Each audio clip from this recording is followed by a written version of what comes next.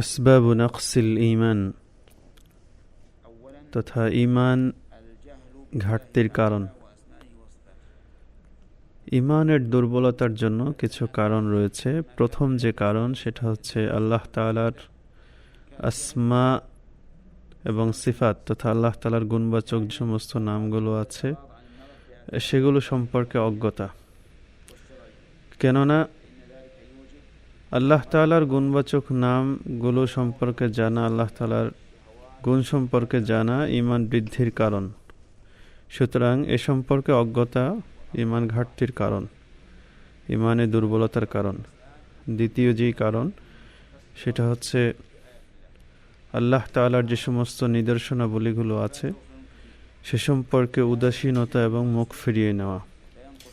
বিশেষ করে এই পৃথিবীতে আল্লাহ তাআলার পক্ষ থেকে অসংখ্য ঘটনা ঘটে যায় যেগুলোর দিকে তাকালে আমরা আমাদের ঈমান বৃদ্ধির অনেক কারণ খুঁজে পাই। আল্লাহ তাআলার প্রতি আমাদের ঈমান বেড়ে যায়।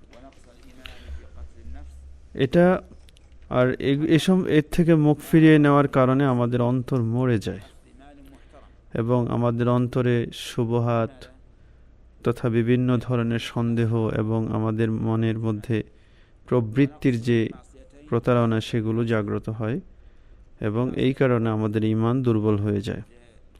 তৃতীয় যে কারণ সেটা হচ্ছে অন্যায় করা, পাপাচারে লিপ্ত হওয়া। পাপাচারে লিপ্ত হওয়ার মাধ্যমে ঈমানের হ্রাস ঘটে এবং পাপের ভয়াবহতা, পাপের ধরন রকম অনুযায়ী এবং পাপের প্রতি উদাসীনতা এবং কী কারণে পাপ করা হলো এই কারণ, এসবের কারণে এটা ভিন্নতা হয়, ভিন্ন ভিন্ন রকম হয়।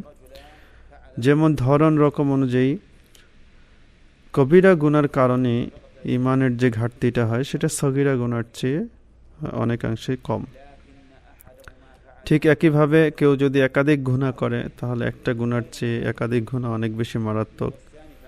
কেউ যদি পাপের প্রতি কোনো ধরনের হেয়ালিপনা নেই, পাপকে কোনো ধরনের আল্লাহ তাআলাকে ভয় বা তোয়াক্কা না করেই পাপ করা, আর কেউ যদি মনে করে যে না এটা আমি পাপকে পাপ মনে করে করা, তা সেক্ষেত্রে একটু ভিন্ন রকম হয়।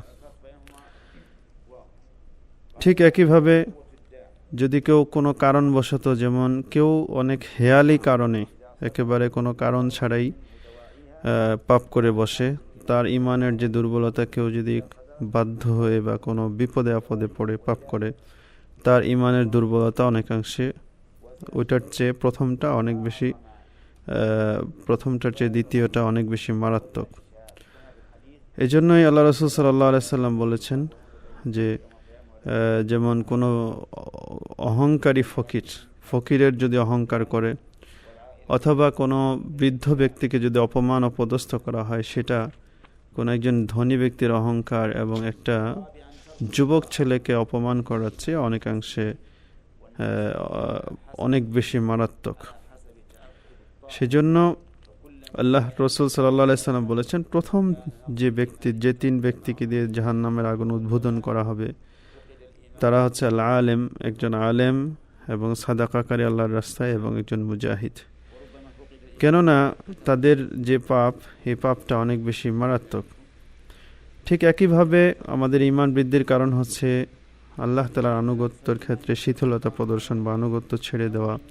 কিছু কিছু আনুগত্য পরিত্যাগ করলে সেক্ষেত্রে শাস্তি দেওয়া হবে, যেমন কেউ যদি বিনা ওজরে ওয়াজিব পরিত্যাগ করে, কিছু আবার যদি ওজর শরঈর কারণে, শরঈ ওজরের কারণে যদি ওয়াজিব পরিত্যাগ করে তাহলে সেক্ষেত্রে ভিন্ন আছে। ঠিক একইভাবে বিভিন্ন কারণে পাপের ধরন এবং ভয়াবহতা অনুযায়ী মানুষের ঈমানের মধ্যে দুর্বলতা সৃষ্টি হয়। আল্লাহ তাআলা আমাদের সবার ঈমানকে বৃদ্ধি করে দিন, আমিন।